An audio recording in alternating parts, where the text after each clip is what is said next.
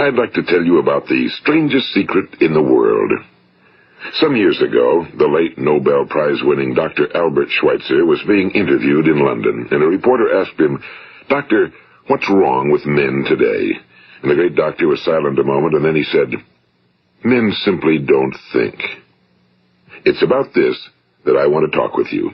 We live today in a golden age. This is an era that man has looked forward to, dreamed of, and worked toward for thousands of years. But since it's here, we pretty well take it for granted. We in America are particularly fortunate to live in the richest land that ever existed on the face of the earth, a land of abundant opportunity for everyone. But do you know what happens? Well, let's take 100 men who start even at the age of 25. Do you have any idea what will happen to those men by the time they're 65? These 100 men who all start even at the age of 25 believe they're going to be successful. If you ask any one of these men if he wanted to be a success, he'd tell you he did. And you'd notice that he was eager toward life, that there was a certain sparkle to his eye, an erectness to his carriage, and life seemed like a pretty interesting adventure to him. But by the time they're 65, 1 will be rich. 4 will be financially independent. 5 will still be working. 54 will be broke.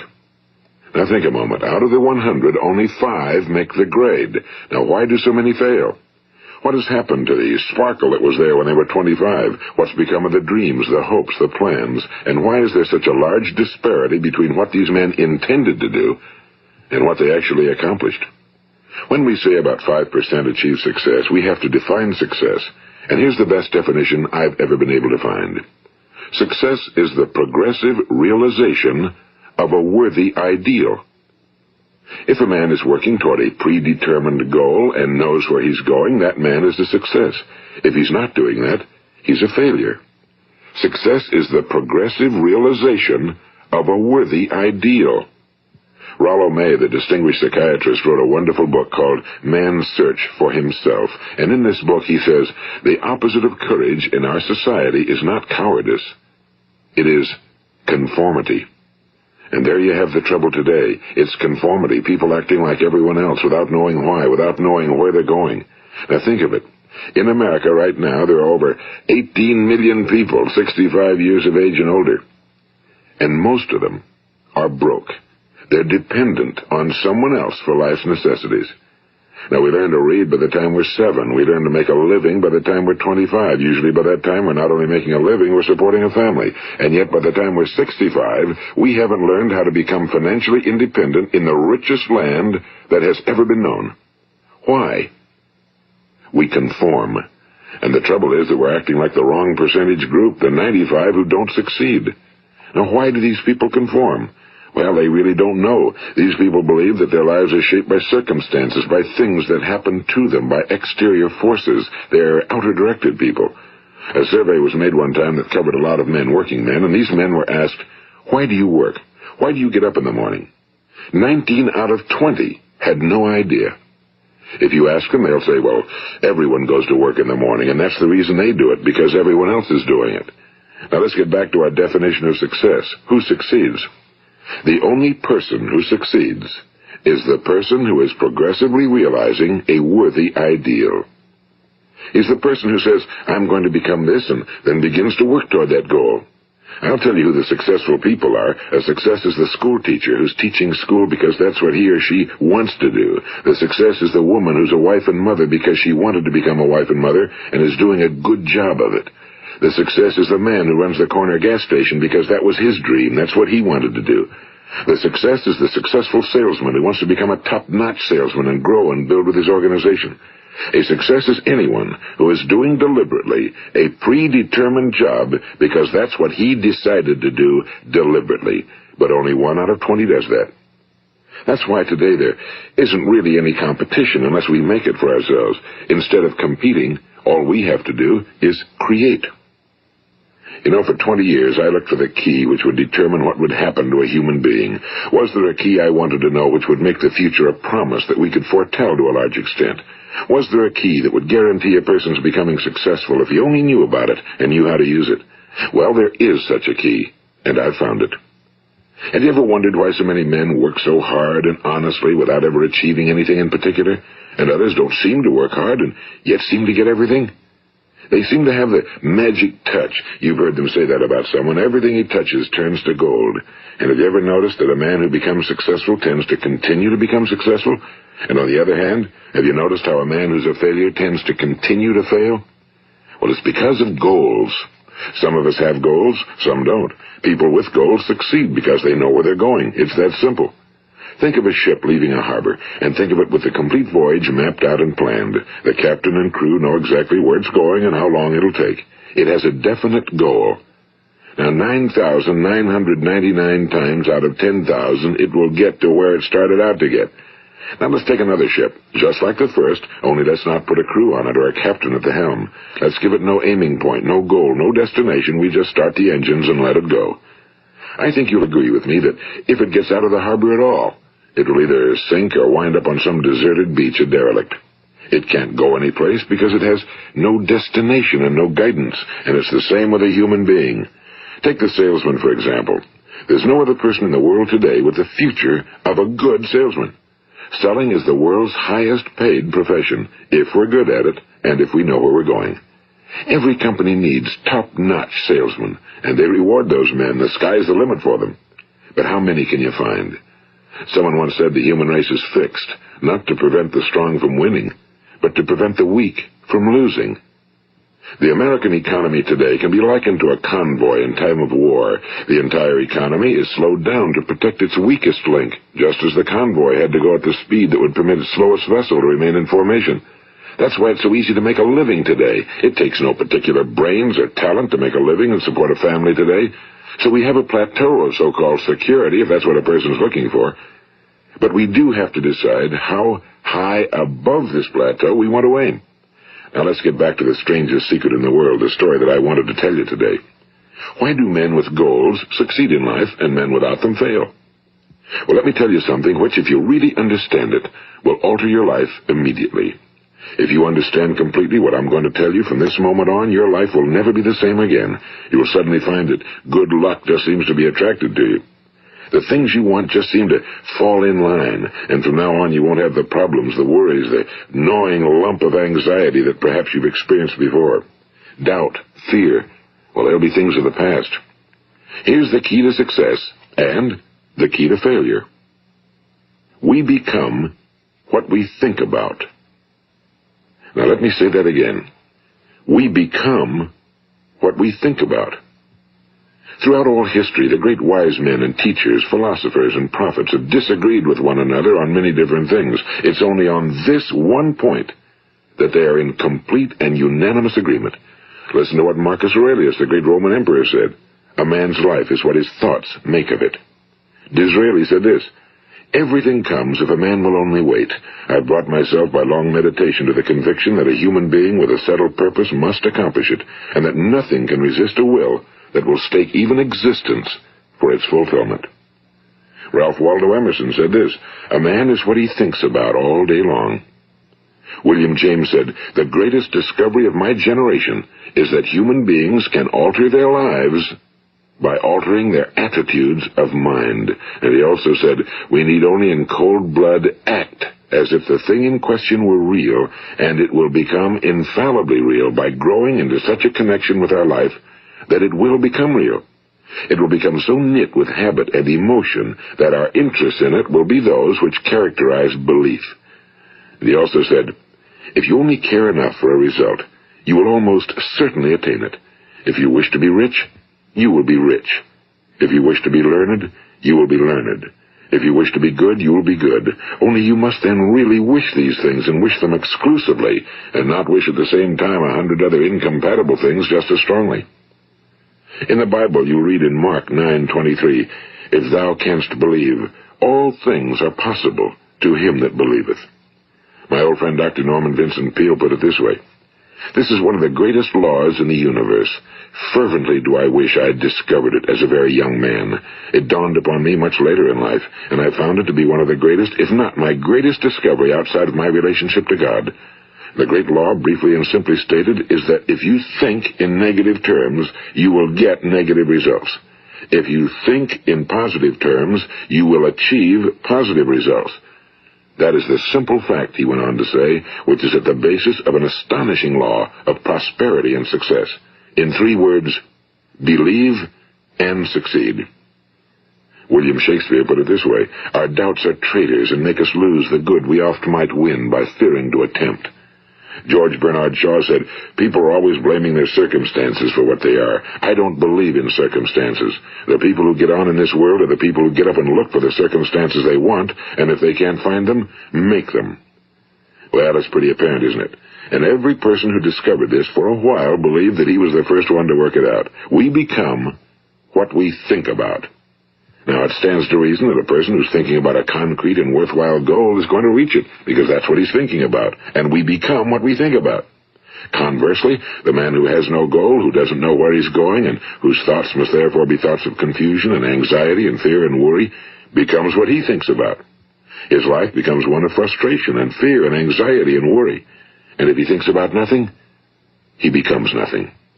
Now, how does it work? Why do we become what we think about? Well, I'll tell you how it works as far as we know. Now, to do this, I want to tell you about a situation that parallels the human mind. Suppose a farmer has some land, and it's good fertile land. Now, the land gives the farmer a choice. He may plant in that land whatever he chooses. The land doesn't care. It's up to the farmer to make the decision. Now, remember, we're comparing the human mind with the land because the mind, like the land, doesn't care what you plant in it. It will return what you plant, but it doesn't care what you plant. Now, let's say that the farmer has 2 seeds in his hand. One is a seed of corn. The other is nightshade, a deadly poison. He digs 2 little holes in the earth, and he plants both seeds, one corn, the other nightshade. He covers up the holes, waters, and takes care of the land, and what will happen? Invariably, the land will return what's planted. As it's written in the Bible, as ye sow, so shall ye reap. Now remember, the land doesn't care. It'll return poison in just as wonderful abundance as it will corn. So up come the 2 plants, one corn, one poison. Now, the human mind is far more fertile, far more incredible and mysterious than the land, but it works the same way. It doesn't care what we plant. Success, failure. A concrete, worthwhile goal, or confusion. Misunderstanding, fear, anxiety, and so on. But what we plant, it must return to us. You see, the human mind is the last great unexplored continent on Earth. It contains riches beyond our wildest dreams. It will return anything we want to plant. Now, you might say, well, if that's true, why don't people use their minds more? Well, I think they figured out an answer to that one, too. Our mind comes as standard equipment at birth. It's free, and things that are given to us for nothing we place little value on. Things that we pay money for, we value. The paradox is that exactly the reverse is true. Everything that's really worthwhile in life came to us free. Our minds, our souls, our bodies, our hopes, our dreams, our ambitions, our intelligence, our love of family and children and friends and country, all these priceless possessions are free. But the things that cost us money are actually very cheap and can be replaced at any time. A good man can be completely wiped out and make another fortune. He can do that several times.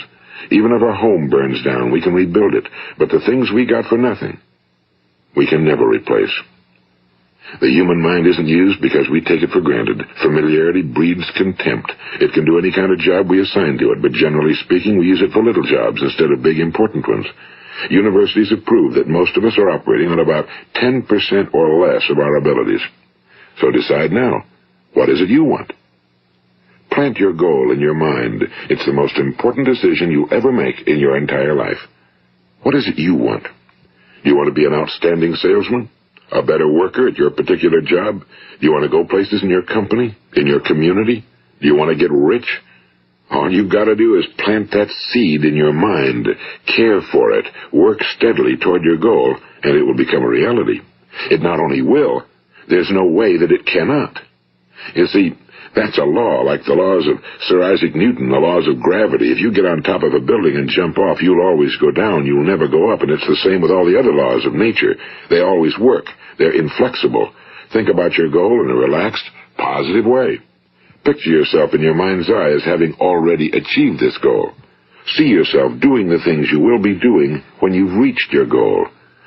Ours has been called the phenobarbital age, the age of ulcers and nervous breakdowns and tranquilizers, at a time when medical research has raised us to a new plateau of good health and longevity. Far too many of us worry ourselves into an early grave, trying to cope with things in our own little personal ways, without learning a few great laws that will take care of everything for us.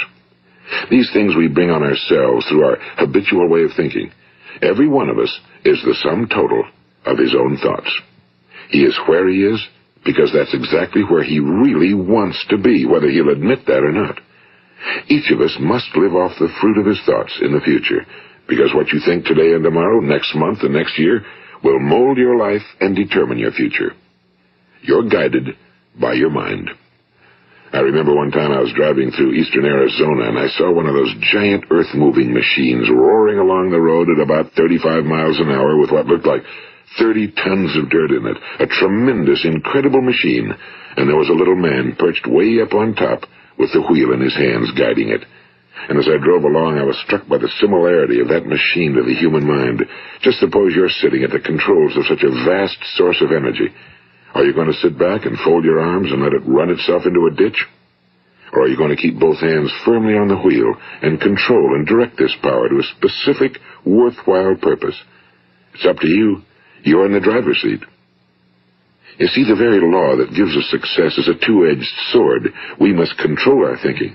The same rule that can lead a man to a life of success, wealth, happiness, and all the things he ever dreamed of for himself and his family. That very same law can lead him into the gutter.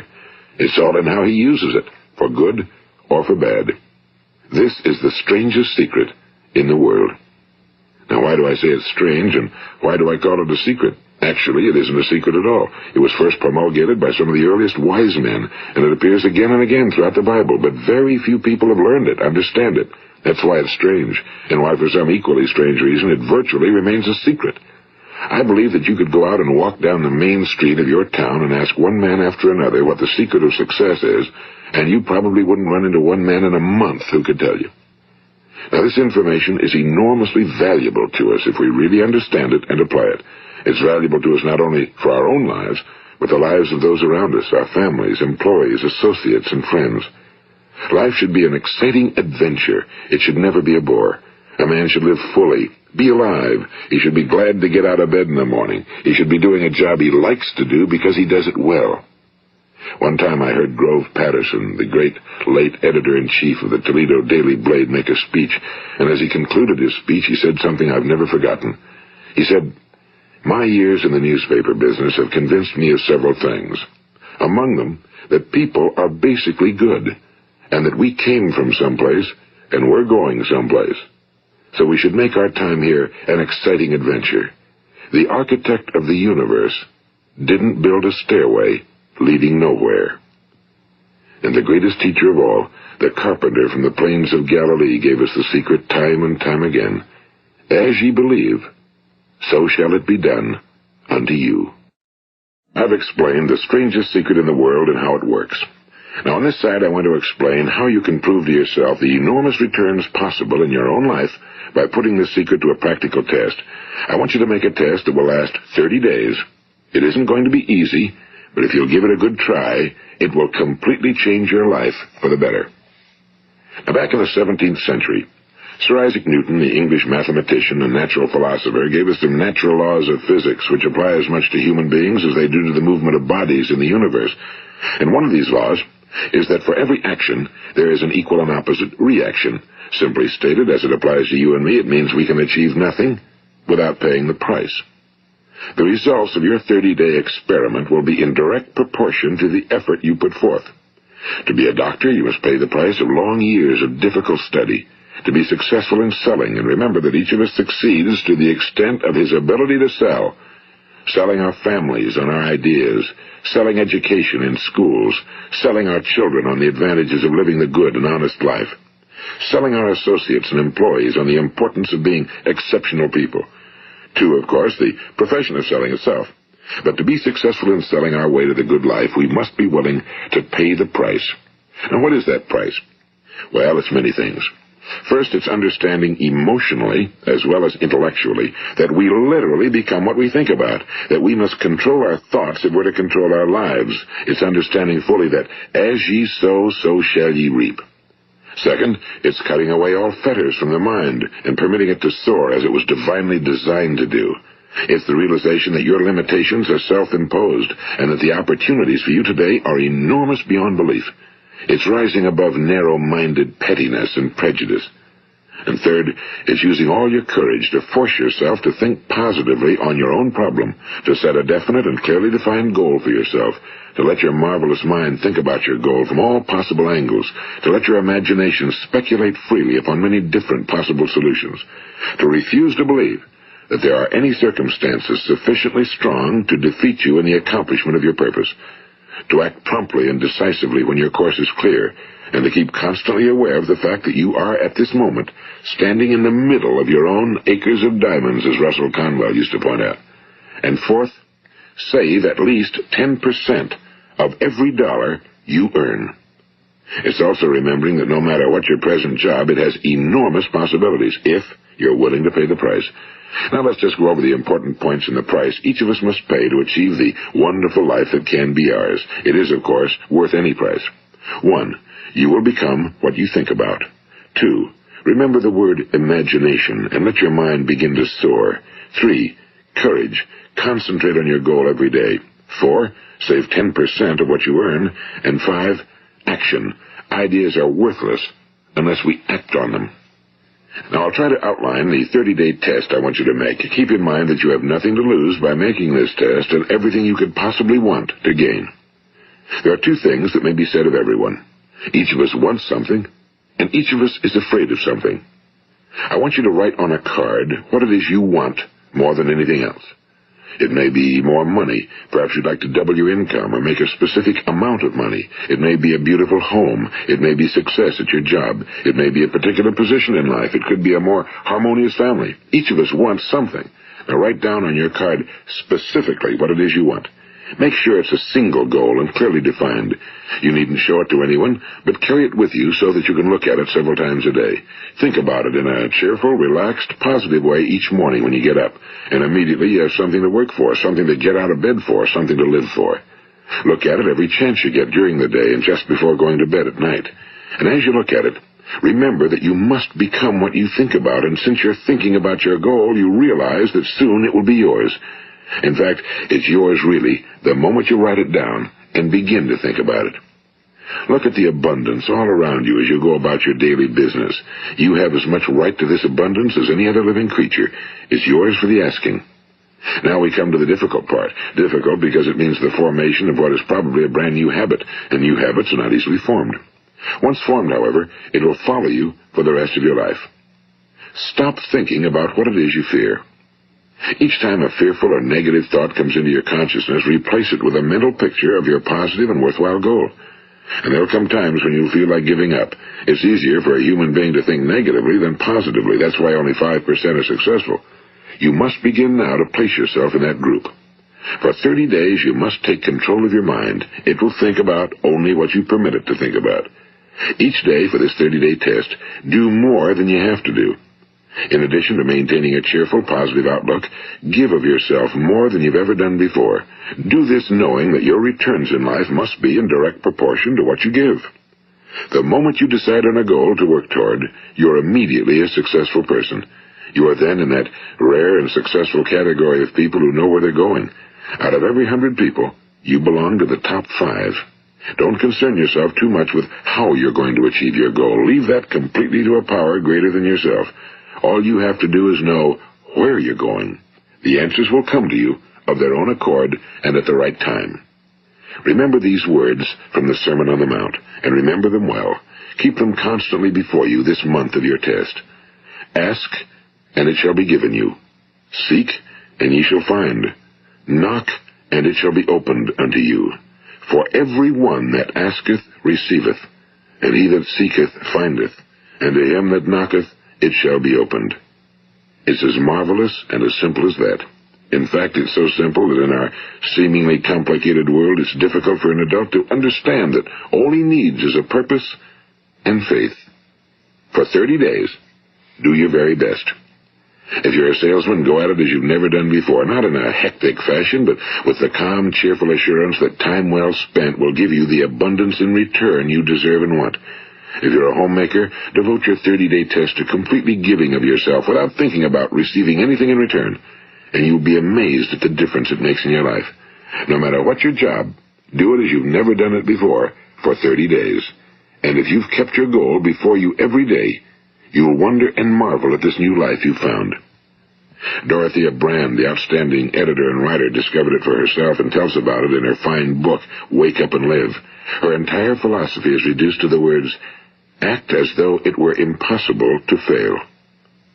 She made her own test with sincerity and faith, and her entire life was changed to one of overwhelming success. Now, you make your test for 30 full days. Don't start your test until you've made up your mind to stick with it. You see, by being persistent, you're demonstrating faith. Persistence is simply another word for faith. If you didn't have faith, you'd never persist. If you should fail during your first 30 days, by that I mean suddenly find yourself overwhelmed by negative thoughts, you've got to start over again from that point and go 30 more days.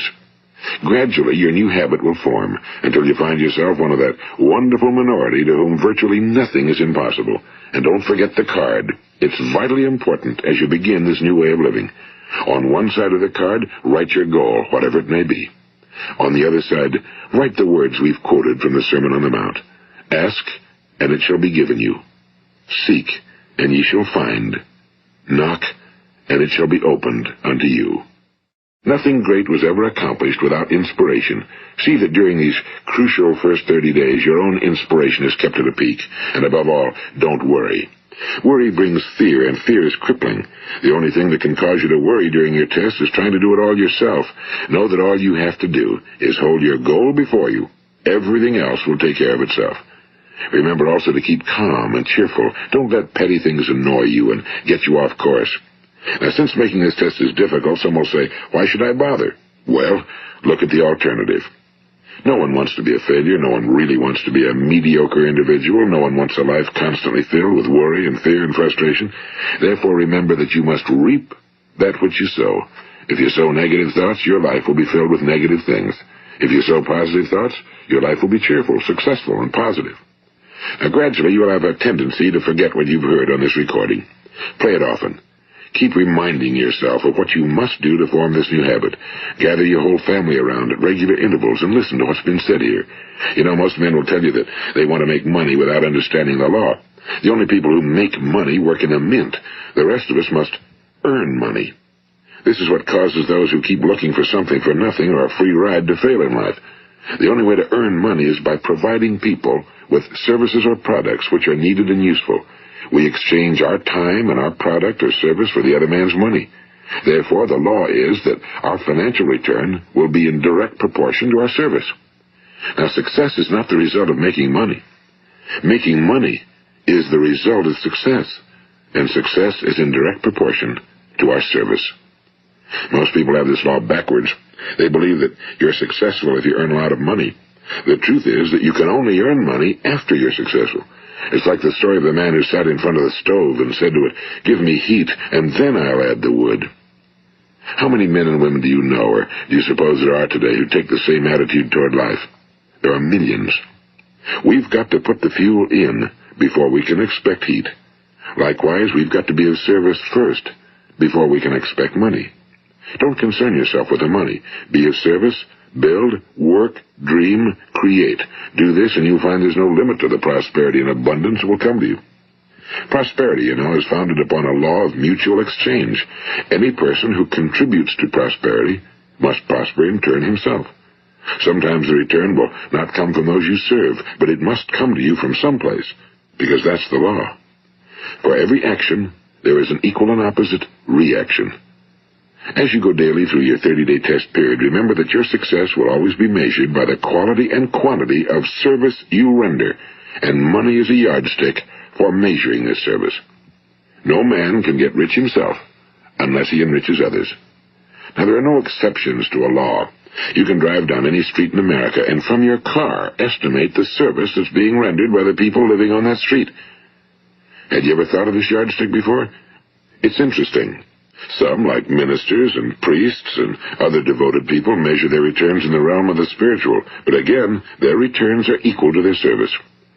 Once this law is fully understood, any thinking person can tell his own fortune. If he wants more, he must be of more service to those from whom he receives his return. If he wants less, he has only to reduce his service. This is the price you must pay for what you want.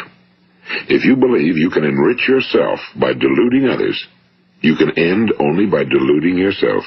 It may take some time, but just as surely as you breathe, you'll get back what you put out. Don't ever make the mistake of thinking you can avert this. It's impossible. The prisons and the streets where the lonely walk are filled with people who tried to make new laws just for themselves. We may avoid the laws of man for a while, but there are greater laws that cannot be broken. An outstanding medical doctor recently pointed out 6 steps that will help you realize success. 1. Set yourself a definite goal. 2. Quit running yourself down. 3. Stop thinking of all the reasons why you cannot be successful and instead think of all the reasons why you can. 4. Trace your attitudes back through your childhood and try to discover where you first got the idea you couldn't be successful, if that's the way you've been thinking. 5. Change the image you have of yourself by writing out a description of the person you would like to be. And 6. Act the part of the successful person you have decided to become. The doctor who wrote those words is a noted West Coast psychiatrist, Dr. David Harold Fink. Do what the experts since the dawn of recorded history have told you you must do. Pay the price by becoming the person you want to become. It's not nearly as difficult as living unsuccessfully. Make your 30-day test, then repeat it again, and each time it will become more a part of you until you'll wonder how you could ever have lived any other way. Live this new way, and the floodgates of abundance will open and pour over you more riches than you may have dreamed existed. Money? Yes, lots of it. But what's more important, you'll have peace. You'll be in that wonderful minority who lead calm, cheerful, successful lives. Start today. You have nothing to lose, but you have a whole life to win. This is Earl Nightingale, and thank you.